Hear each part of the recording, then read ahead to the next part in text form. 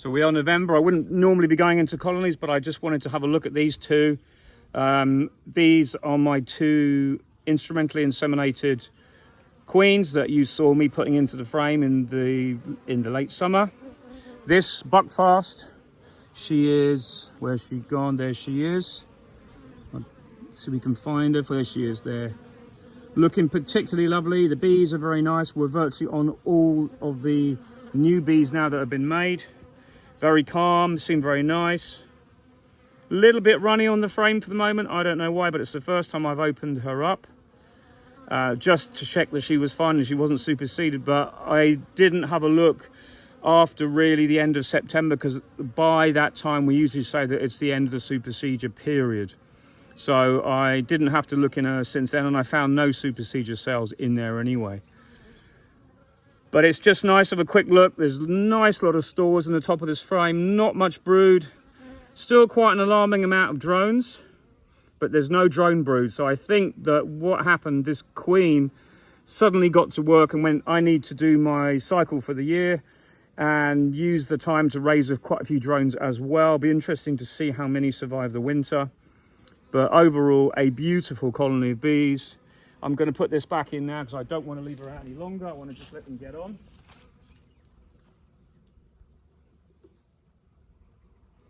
Very, very happy with this. Lovely lot of bees. I've just removed my treatments as well, because that's the 6 to 8 week period is up. I'm just going to give you a quick look. We'll have a look at the other queen in a minute. We have another Carniolan queen in this box, but this one is the Buckfast. Looking pretty nice. Nice lot of bees, good population, nice white wax here. Very happy about that. So what I'm going to do is, another thing I do often is I put supers on top of the feeder, and if the bees want to come up in the winter, if they can cope with the amount of slugs we're getting here, if the bees want to come up and pick through the feeders, they can, and I'll take that back down.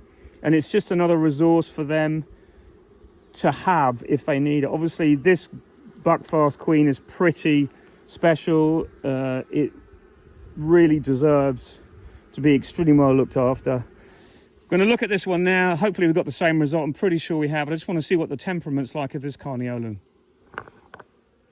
So we are now into the Carniolan. Here she is, looking much smaller than the Buckfast. And I think that she's virtually stopped laying. There's hardly any brood. I can't see any. There's a few eggs scattered around, but you can see her there. She's looking nice. Plenty of honey in the colony. So I'm fairly pleased that she is just bedded down for the winter now. All looking pretty good. Fairly good amount of bees, different type of bees that I've ever had before. I've never run Carniolans before, and I'm interested to see how they're going to do here. So it's all new for me. Here she is right at the bottom there. So on that bit there. So I'm going to get her back in, but overall it was just to say that, you know, the bees are looking good. They're into their winter mode now, and I've had this time before where you do worry about if the queen's made it to this far, and generally in my limited experience, if the queen makes it to this far and all is settled down, you should have no problems next year if she's well mated and laid well already. So she's doing pretty well there.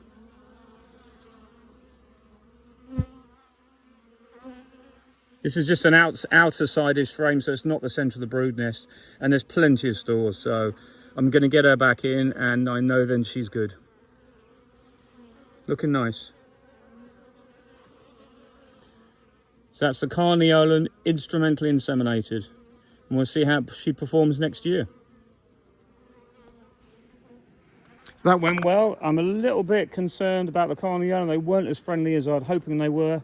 I did get one little sting on the corner of my hand, but it was almost because I rushed in, but I still wouldn't expect that. Whereas the Buckfast, sweet as anything.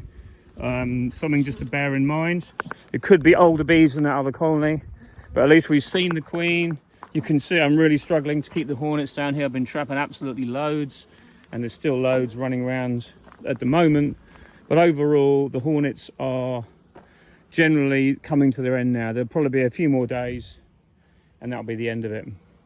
So the bees are ready for the winter. I'm going to put a couple of, as I said, supers on top of each one, or one super on each one if they want to come up and take that down. There's a little bit of honey in each one, and they'll just take that down as extra and it will clean the super out for me.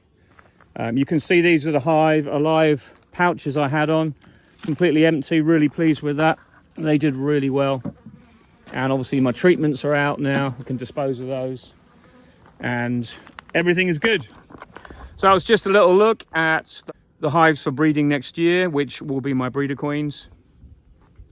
The nice thing to see was also the Buckfast seem almost a little bit more defensive against the Asian hornet as opposed to the Carniolan, because the Buckfast were all out the front and like making a big raft of bees, whereas the Carniolan were a little bit less on the case, maybe is the word to say. But long story short, overall good. I'm just looking forward to see how the daughters do next year and what they look like in the spring, when we can be sure that there's no more overwintering bees from the previous colony that I used to introduce that queen.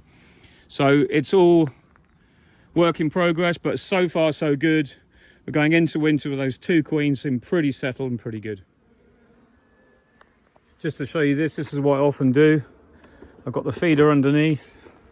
They'll come up through the feeder at the back there and they will spend some time when they're ready picking through that.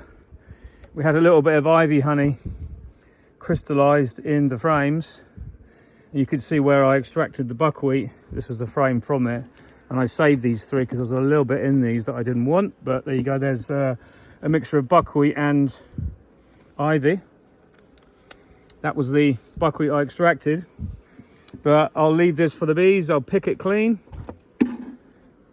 All right, mess that frame is, but they'll pick it all out over the winter, maybe over the next few weeks, and that'll give them some extra food, free food. I'll come up the feeder if they want to, get the roof back on, and that'll be fine. Anyway, that's all for now. Bye for now.